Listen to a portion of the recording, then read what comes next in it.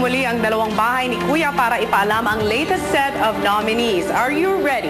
Yeah. Okay. Since you're all ready, bilang paalala sa lahat, dahil kapapasok lang ni Rocky at Sam, sila ay exempted from this round of nominations, okay? O, eto na. Simulan na natin. Ang bilang ng nominado sa linggong ito ay 5. Sa House A, ang bilang ng nominado ay 3. Kabilang na dito ang pinatawan ng automatic nomination at ang dalawang nakakuha ng highest 2 votes sa naganap na nominasyon.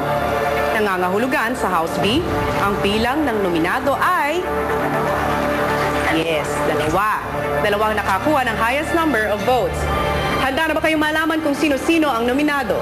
Yes.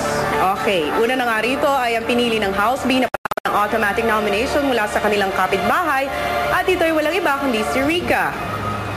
At ngayon, kakausapin ko ang House A para ipalam ang kanilang mga nominado.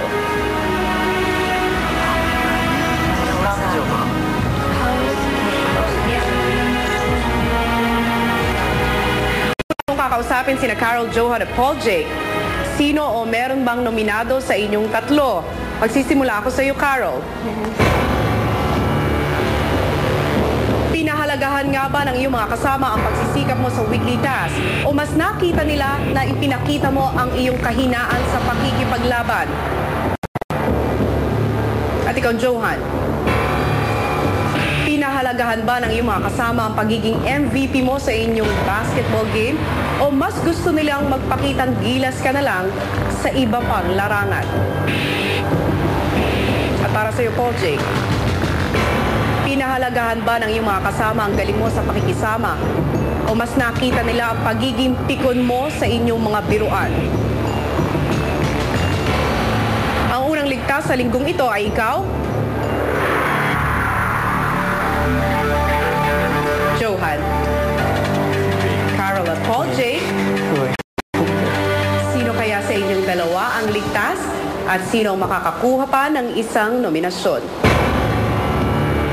Ang pangalang aking babanggitin ay isa pang nominado sa linggong ito. Ihanda mo na ang iyong sarili because you are nominated this week. Carol, I'll take your safe. Babalik ang mga swings.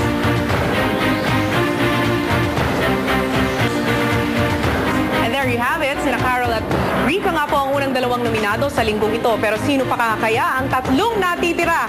Para naman magkaroon kayo ng ideya, narito po ang aming patikim sa naganap na nominasyon kaninang umaga.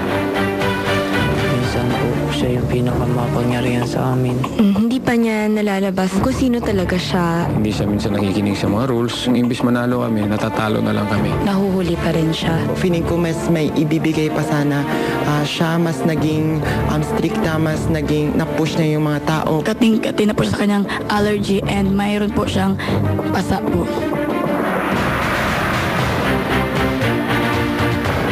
Desperado na si Carlo.